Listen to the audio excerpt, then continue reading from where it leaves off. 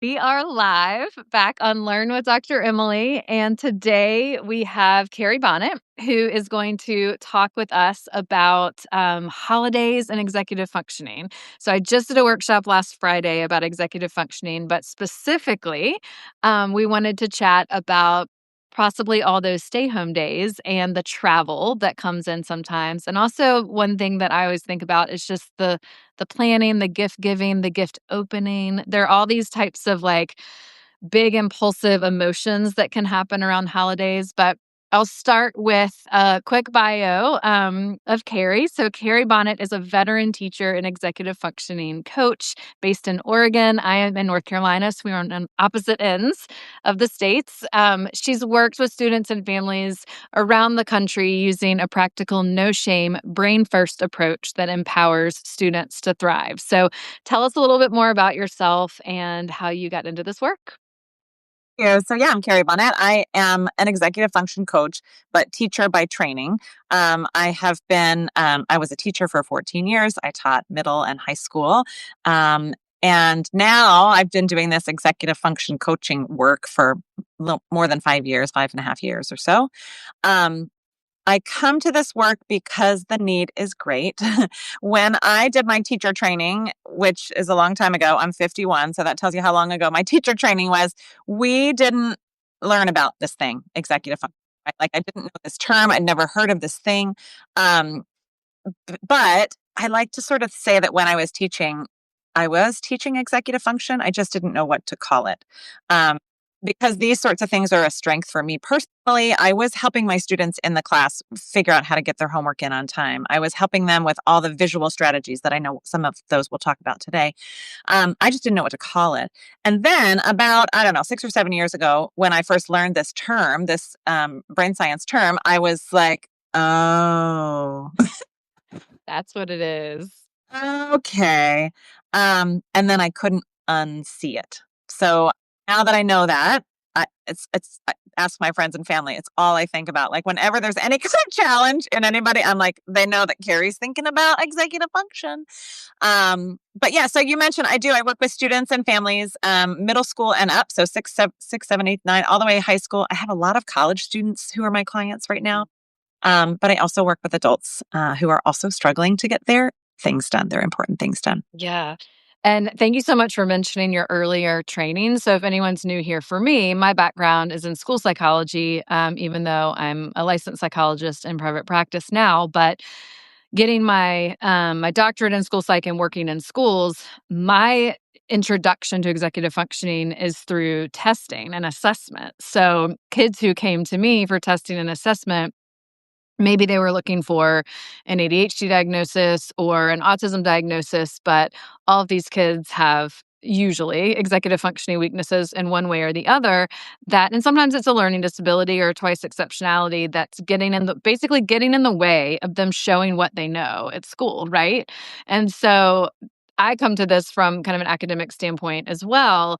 But then as I've worked with kids outside of school in so many realms with their families, this affects so much in the home and affects so much during the holidays because there's so much free time. So that's my first question for you is where do you see weaker EF skills and during the holiday time? Like when people come to you, like what are the struggles parents are having during those school break times? Off times or home times. Yeah. I'm so glad you mentioned it too. Before I get to that, is that often the people who make their way to me are because of academic stuff, like Mhm. struggling in school, and that's how they get to me. Right. But we always talk about other stuff. Like it's not just school stuff, right? It's life. Right. So, and this is a perfect time to consider that, right? Like the holidays when you have so much free time. It is a lot of free time is tricky for kids, although they may not admit it necessarily. And also certainly for parents. I'm a mom too. I've got a 15-year-old and a 13-year-old, and all that free time is tricky. So, I Mhm. mean, the first thing that comes to mind, and I know you have talked about this before, is some kind of a rough schedule, right? Like having something that is like a touch point to stick with each day, and talking about it ahead of time. right? Like, I don't know, when are your schools out? We have rest. So we get out the 19th of December, and then we'll go back the 5th of January. So we have a solid 2 weeks at home. Yeah, so 2 weeks at home. So now is like the perfect time to start talking to your students about this, to your kiddos, because when I was a student, I'm sure I was like, sweet, it's a break. Woohoo, like nothing to do. But there's kind of a lot to do, like you mentioned during the holidays, right? Like there's family obligations, there's maybe special occasions, maybe special clothing that they have to wear. Like having these conversations ahead of time, Mhm. I think is really, really valuable. And I love a schedule. I'm an executive function coach, whatever. But over the holidays, like rough schedule, flexible even, but like some kind of touch point. So maybe like you even talked to, I think you just mentioned like just some kind of downtime every day, like some sort of maybe it's mornings, maybe ease into the morning. Fine, great. Or maybe every afternoon, at 3, or I don't know, something where there's just a little bit of downtime, but also that's a little bit of a schedule. Yeah. Um, I think I wrote a blog about this years ago about managing free time, and mainly within the context of autistic children and teens that really thrive on routine. And so, I call days either school days or stay home days, because days like weekend or teacher work day or holiday, that it's just, it all means the same thing. It yeah. means stay home. And so we just actually had 2 quote unquote snow days, which means it was cold. And Oh, there was like a little bit of precipitation in North Carolina. We just can't even handle it. And so we just finally got back to school today, and everyone's brain is like, what? Where are we? Is it Monday? I don't know. Um, and so I like to think of the winter break as like 2 weeks of Saturdays. It's yep. just like 14 Saturdays in a row. So some families will come into this with like some sort of skeleton of a routine of what they do on a Saturday. So would you say that's a good place to start? Like, what is your kid familiar with? And then expand it to like, we're about to do 14 of those in a row. Absolutely. Absolutely. Yeah. Like Yeah. 14 Saturdays in a row. Yeah, exactly. So yeah, some families do have some. I mean, I'm sure there are families who don't. A Saturday is just free time, right? But 14 of those in a row can get a little bit tricky. Another thing you were talking about, like how kids don't, doesn't matter what to call it. Is it stay home or is it Hmm. so like the stay home day? Like what I'm just thinking back to one thing that I did when my kids were quite little. That I also recommend for anyone is some kind of visual schedule, right? Like so they know how many 14 days feels like. So Hmm. for tiny, I learned this from somebody else. I didn't make it up myself, but I did a paper chain of Hmm. all the days of the break. And then every day we would rip off a piece of paper of the chain so that the kids, they were tiny, tiny, could understand, like, oh, okay. And then the next day we'd rip another piece of paper off the chain. So something like that for young kids is super easy, but some way to make it visible. Hmm. Just met actually, Emily and I, but one of the things I constantly talk about is to make the visible, Yes. taking all that stuff that's invisible and figuring out a way to make it visible for kids. This is one example of that, right? Like just the paper chain, or even just make a homemade 14-day calendar and cross days off Mhm. so that they have some sense of like, what does 14 Saturdays feel like exactly? Yeah, and I think that it's so important to remember that, like, we all pretty much tolerate kind of a wide open Saturday. It's just one day. Usually we have, maybe one thing on a Saturday or Sunday, but when there's so many in a row, we're going to go down a slippery slope of too much technology, lots of whining, lots of boredom, all those things. So often I will suggest, like something in the morning, Mhm. then we eat, something in the afternoon, then we eat again, something in the evening, then we sleep. So, Like, like, eating, sleeping, activity, like, that loose of a schedule can be helpful, and then, of course, talking to them now. I think that's something that, we sometimes forget about, going to other people's houses, maybe eating food or needing to plan food that we are gonna have. If there are any sort of ritual celebrations, like the clothes that might be different, or deciding what you're gonna wear, even if you get to decide, but there needs to be some sort of plan. Like, all of those things are incredibly helpful. Mhm. I'm wondering what your advice is, because I get this question a lot, to parents who also have executive functioning weaknesses. So I also have pretty solid executive functioning skills. I was more of an anxious student in school that overachieved my way through it all. And so when I work with kids, I also have this, like, I get excited about like organizing things, and I get excited about like teaching these things. Well, I have two kids personally. My kids are 12 and 18 that have weaker executive functioning than I do. And then, of course, I worked with clients for like 20 years that I'm helping them with executive functioning. But as we know, ADHD has a genetic component. These are things that we see and we know, and we work with families. So many parents did not get any type of strategy coaching when they were younger. And lots of parents feel like they're, either drinking from a fire hose or treading water. Those are the two analogies I hear so much. We're both Um, time at the same. yeah. So, what ideas do you have for parents that are feeling some anxiety right now about, I might lose it with 14 Saturdays in a row? I'm so glad you bring this up because I hear from teachers too in the same Mm-hmm. training, like the teachers who are also struggling, and yet they need to support the students in their classroom. So I'm glad you brought it up. I mean, the first thing that comes to mind is that it's okay to say no to things.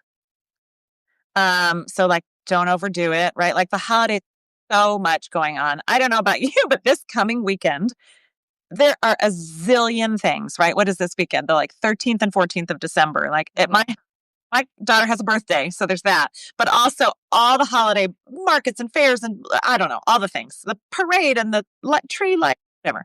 Um, so it's okay to say no to things and to listen to your heart, listen to your gut and say like, you know what? And for yourself, but also for your child, right? Like to recognize like they're feeling overwhelmed.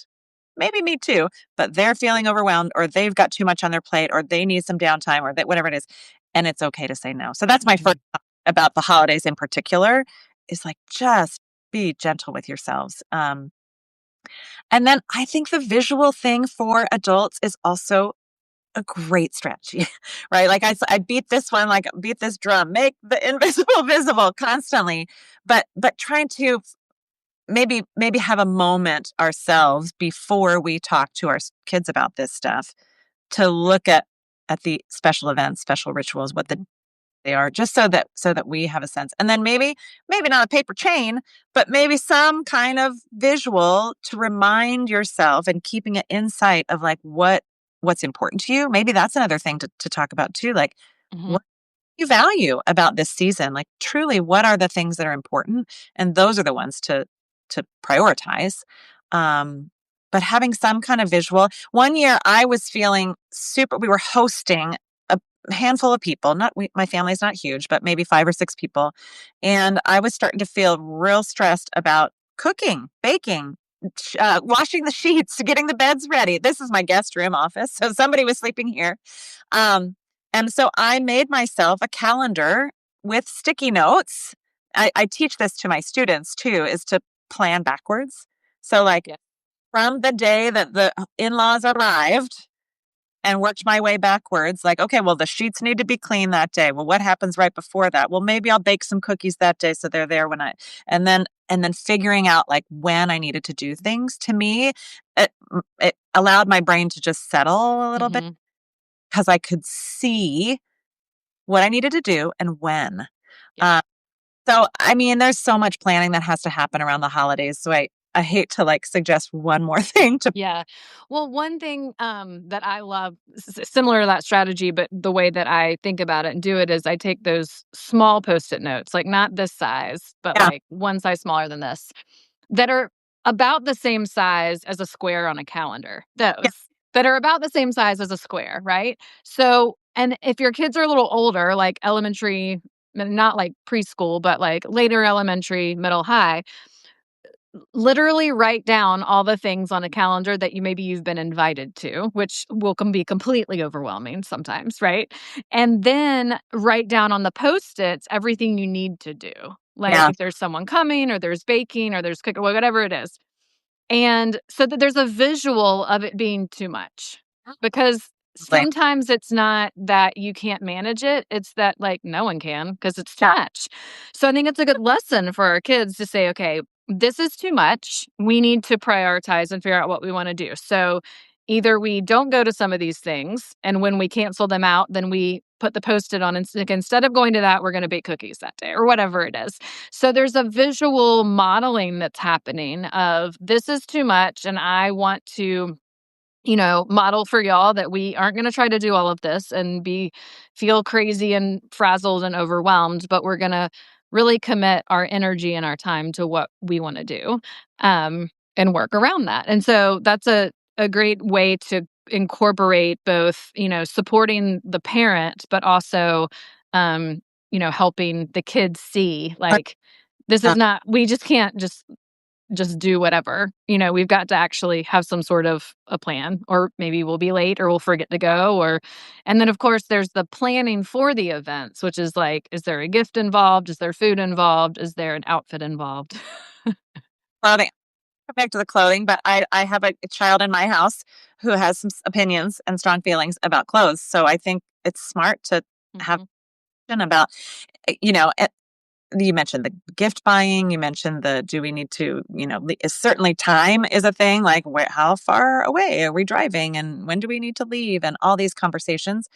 But I'm coming back to the parents who are also struggling with this stuff. Like, it's all of that stuff is really, really hard at this time of year. mhm, I want to acknowledge that, um, and coming back to the, it's okay to say no, mhm, but acknowledge your kids that your brain struggles with this stuff too, right? Like, mhm, they know they're not alone. And yeah, I don't know. I love the visual, of course, the sticky notes. I love the calendar. I love because like you said, seeing it helps us understand it better. understand, yeah, seeing it helps you understand why you feel overwhelmed by it. Yes. Because it's literally too many pieces of paper. Oh, Like, when you actually put it on Post-its and put it all over the table, it's huh? actually too much. Yeah. And when you can feel that as an experience, it can help your decision making. Mhm. But also, I mean, my one of my favorite strategies is just start canceling stuff and keep canceling stuff until you feel better. That's what I like to say. It's true. Yeah. Yes, exactly. Okay. So what about, like, when there is, like, an out of town Yes. travel, packing tips for helping kids, learn to pack? Do you have ideas for, like, this is also like a task initiation question of, like, strategies for, we have to teach our kids to pack, especially if they have executive functioning weaknesses, but I absolutely believe they can. I've taught my kids to pack. We still double check just so we don't show up places without underwear, which has happened before. Yep. Luckily, it happened in New York City where you can buy whatever you want, so that one Okay. worked out okay, but it could have happened in some cabin in the woods, which would have Yeah. been a problem. Yeah. Yes, packing. Oh man, it's funny.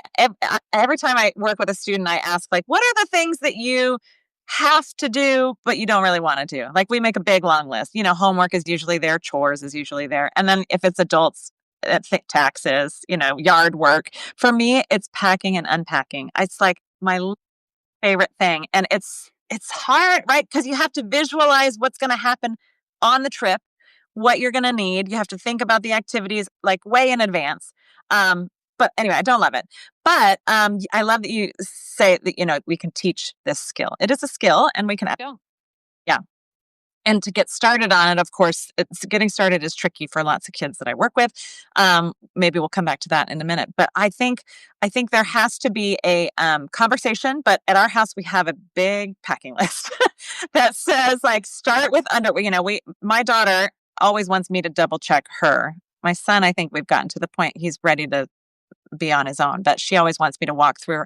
Can you walk it through with me? And we always start with underwear and socks and that kind of thing. We're also a ski family. I don't know what maybe you talked about we're not. Some people are ski families here, but we're the not. full day the other day for very little precipitation. The strategy at my house for skiing is like head to toe. Like, what do you have? Do you have your helmet? Do you have your goggles? Do you have your thing? Do you have your jacket? Do you have your, all the things from head to toe? So we sort of do, I guess, when I pack for clothing with my kids, I recommend inside out, like underwear, socks, and then think about the clothing and things. Um, In our house, the clothing is not the biggest challenge. It's like the other stuff, like toiletries for sure, Mhm. but also like a book to read, or don't forget to bring the charger for the iPad, or those little things. Um, so we use a list. I have created that has morphed over the years. There's a kid portion and an adult portion. And then at our house, this is for the adults who are listening, we also have a like to do before you leave the house, Checklist. Mhm. garbage out. Um, I find this immensely helpful. And then the kids can refer back to it. It's another visual strategy, right? Like you can pack the way you think and then refer to, did I get that? Did I get that? Did I get that? Mhm. I was working with an adult client one time and she traveled a ton for work. And this had never occurred to her to create. And every time she was recreating the wheel of packing for a work trip, and it was stressful. And it And was exhausting. Yeah. what not do not need to do that new every time. And so having some kind, and for young kids, it could be quite simple. Ours is a little more complex because our kids are older, but Mhm. have a reference that you don't have to recreate the wheel every time. Uh, Mhm.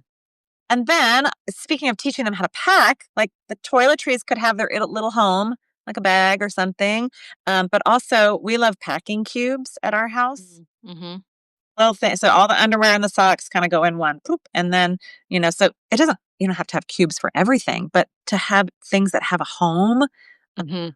Then, when you get to your place, then it's a lot easier to find what you need Yeah.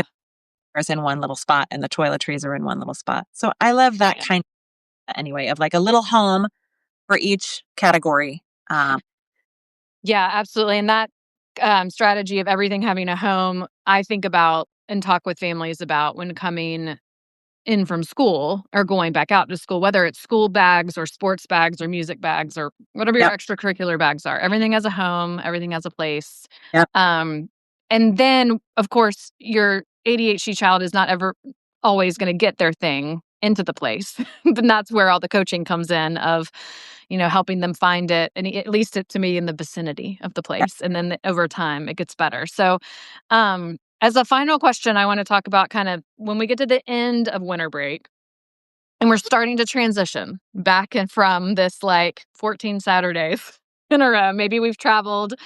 We're really used to not getting up in the morning, not packing that backpack, not packing lunch, or whatever it is that you're packing. Yeah. Um, Maybe night before or weekend before strategies to help with like lighting that fire under us and our kids again for task initiation to like get going back into the routine after winter break. First thing that comes to mind to me is sleep because Yes. Yes. sleep, I don't know about you, but a lot out my family out the window. So the first thing that comes to mind is to like start to get really curious about, huh, On when like the Friday before the Monday, you go back. yeah, like start, I mean, I would recommend earlier bedtime, like easing back into an earlier bedtime that weekend before. May not happen, but at least getting curious about it, like, huh, interesting. Yeah. And, food, exercise, sleep, those three things. I am not a food expert nutritionist. I'm not a personal trainer. I'm not a sleep specialist, but I know that those three things really affect brains and bodies. So I would start curious that weekend before about like, maybe we start to bump the bedtime a little bit earlier, tiny bit. Hmm. Maybe we start to, get back into a more regular routine with our meals or cookies or lack of cookies or whatever. So yeah, I think you're right. I mean, the night before there will be the Sunday scaries for sure of like, what's happening? Um, but if we can, the weekend before, I think is valuable to start, even if you just talk about it with your kids. Like, if you don't do it, we should go to bed earlier tonight. I think that's even valuable, even if you don't actually achieve it. Just to like Right. start. Just to talk about it. Reentry might be tricky next week. Hmm. And it's helpful too if you were doing anything routine on school nights 2 weeks ago. Let's say it's January 4th and you're about to go back to school. That can start to trigger some familiarity with the routine of like maybe over the break, you didn't read at bedtime because the kids stayed up a little later, or you watched movies instead of reading at bedtime. So get back into whatever that school night routine was a few nights before. And then, just again, like you said, talking about it and trying to help make all those little connections with routine, because our brains do really love routine. They really do. And of course, especially um, if you have an autistic child, they usually need routines to offer some stability. And then I feel like for ADHD, we need routines just to support working memory and executive functioning. Because when we can memorize some of these anchor points to do, then that's not so much that people have to remember. For sure. I love that. Yeah. I often say, like, brains love routines, but humans don't always like routines, you know? Yeah. So some people that I work with, like you said, sometimes with the ADHD diagnosis, sometimes not, but they would rather be spontaneous. But yes, the brain, the support of their brain, Hmm. a little bit of structure, more structure as the school year, in January as it continues, but like Hmm. introduce like a little bit those first or those last few days of the break. Um, I think that could help, and maybe just little reminders about like the home for their backpack. I was just also thinking about my daughter takes piano lessons and they're on Tuesdays. So that right after the break, she'll have one school day and then we have to get back into piano lessons. So for us, maybe it's like a little bit of piano practice over the weekend, Right.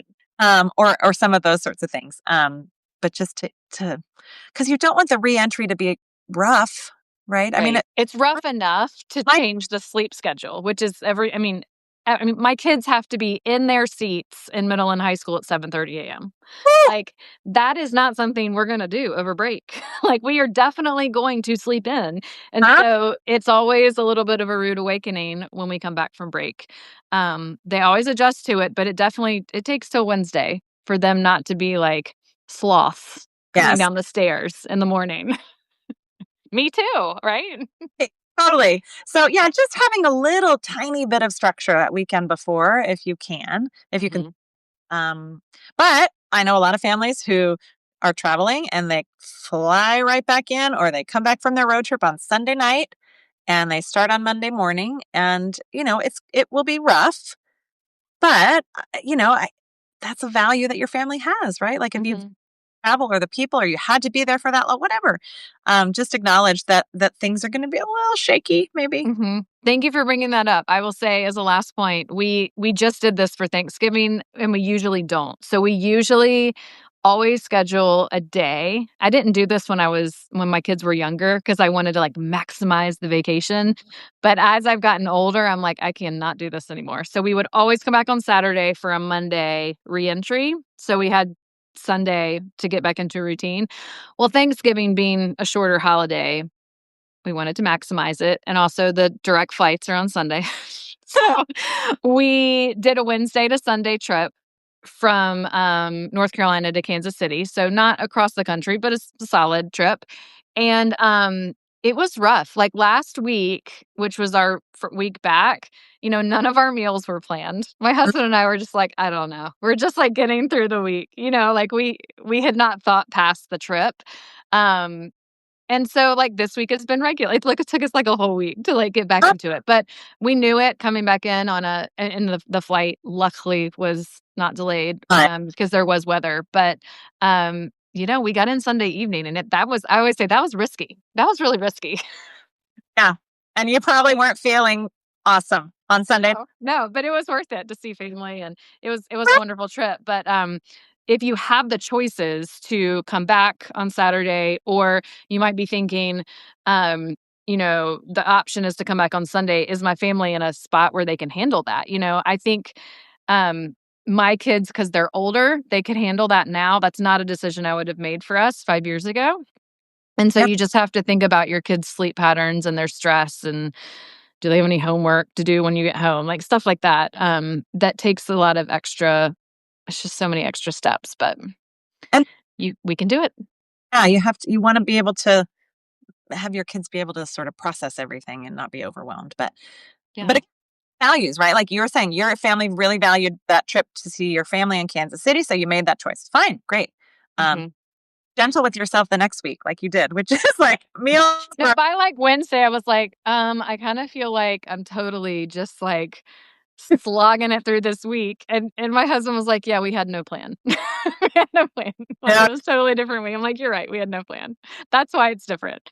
Um, so yeah, Carrie, where can people find, your work, or if they wanted to work with you or, read all yeah. your work, watch all your work, where can they go to do that? Thank you. Well, my website is just my name, so it's just carriebonnett.com. I have we talked briefly about task initiation, getting started. So I have this free resource for you too. So it's just, I call it the task initiation toolkit, which is at carriebonnett.com/toolkit. It's basically like, I don't know, a dozen or more ideas for how to get started when you don't want to, or how to help your student, your child get started when they're struggling to get started. So I find that in my coaching practice, that is one of the biggest challenges that people have, Mm, like just getting started. yeah. So I think this toolkit is really valuable for that. So just my name, carriebonnett.com, and all my other stuff is there, Instagram, et cetera, is on my website. Awesome. Well, thank you so much. And if anyone is new here, I am Dr. Emily, and I am a child psychologist, but also trained as a school psychologist. And so I share information about how neurodivergent kids learn. And my book, The Neurodivergent Learner, will be coming out in 2026. I'm very excited about it. I'll get to share more about that in the new year. So come back here for more Substack Lives, or if you're listening on podcasts or on YouTube, you can catch the replays there. So I hope everyone has enjoyed this, and I will see you on the next live chat. Thanks, Carrie. Bye.